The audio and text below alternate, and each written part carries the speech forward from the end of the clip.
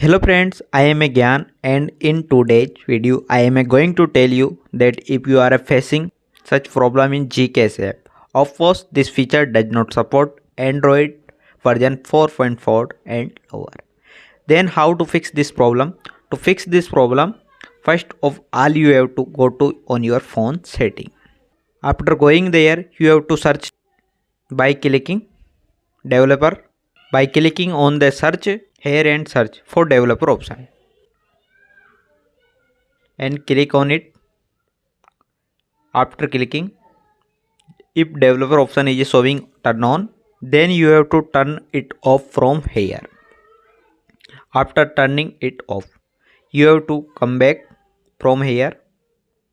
Now back, you have to go to the app option in setting. After going here, you have to click on app management option and search for Gcash app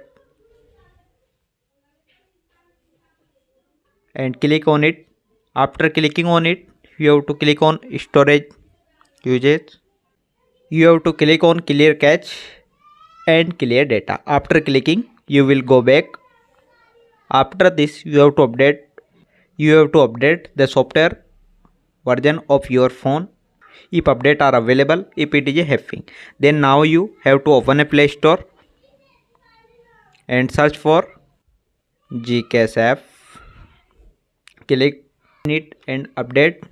After this you will not face this problem. You will be able to run Gcash app easily. If you like this video, then do like it and also subscribe to the channel. Thank you for watching this video.